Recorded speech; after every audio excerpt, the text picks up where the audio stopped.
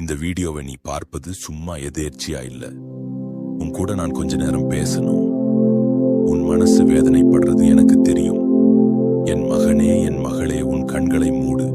உன்னை சுற்றியுள்ள சத்தங்களை எல்லாம் மறந்துடு. உன் சிந்தனையை சிதற விடாதே.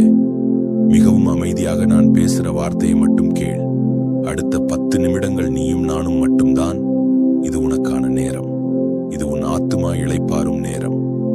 ஆழமாக மூச்சை உள்ளிழுத்து மெதுவாக வெளிவிடு.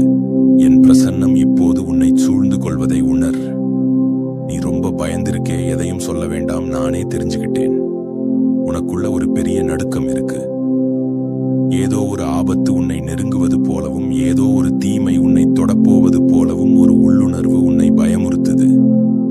எனக்கு பாதுகாப்பு இல்லையோ, நான் தனியா மாட்டிக்கிட்டேனோ, என்னை காப்பாத்த யாரும் இல்லையோ அப்படின்னு உன் மனசு பதைபதைக்குது. ராத்திரி படுத்தா கெட்ட கனவுகள் வருது. விழித்திருக்கும் போதோ இனம் புரியாத பயம் நெஞ்சை அடைக்குது. உன் குடும்பத்தை நினைச்சு பயப்படுற. உன் பிள்ளைகளின் எதிர்காலத்தை நினைச்சு கலங்குற. உன் தொழிலை நினைச்சு, உன் உடல்நிலையை நினைச்சு, உனக்கு விரோதமா எழும்புற மனுஷங்களை நினைச்சு பயந்து பயந்து வாழ்ந்துட்டு இருக்க. ஒவ்வொரு நாளும் ஒரு போர்க்களம் மாதிரி இருக்கு. நான் சொல்றது உண்மைதானே? கலங்காதே என் பிள்ளையே, உன் பயத்தை நான் பார்க்கிறேன். ஆனா நான் சொல்றேன், நீ பயப்படுற எந்த காரியமும் உன்னை மேற்கொள்ளாது. ஒரு தாய் தன் குழந்தையை மார்போடு அணைத்து பாதுகாப்பது போல நான் உன்னை என் செட்டைகளுக்குள்ளே மறைச்சு வச்சிருக்கேன். நீ அனாதை இல்ல, நீ பாதுகாப்பற்றவன் இல்ல, சர்வ வல்லமையுள்ள தேவன் நான் உன் காவலனாயிருக்கேன். இன்று உன் கண்ணீர் வீணாக போகாது. நீ சந்திக்க வேண்டிய அதிசயம் உன் வழிக்கு வந்துடும். உன் இருதய வேதனைக்கு நான் பதில் தர்றேன். பயம் என்கிற சிறைச்சாலையை உடைத்து தைரியம் என்கிற கோட்டைக்குள்ள உன்னை நான் கொண்டு வரப்போறேன்.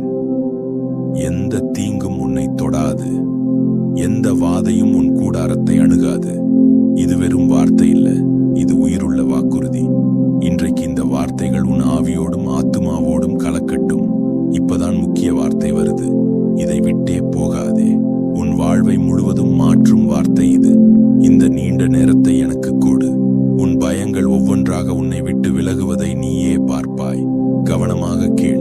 வேதம் சொல்லுது, உன்னதமானவரின் பாதுகாப்பில் வாழ்பவர் எல்லாம் வல்லவரின் நிழலில் தங்கியிருப்பவர் என்று.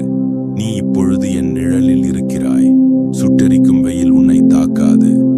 பயங்கரமான புயல் உன்னை அசைக்காது. என் நிழல் உனக்கு அடைக்கலம். நீ எதை நினைச்சு பயப்படுற? உன் உடல்நிலையை நினைச்சா? திடீர்னு ஏதாவது நோய் வந்துடுமோ, படுத்த படுக்கை ஆகிடுவோமோன்னு பயப்படுறியா? நான் சொல்றேன், உன் சரீரம் என் ஆலயம். நான் அதை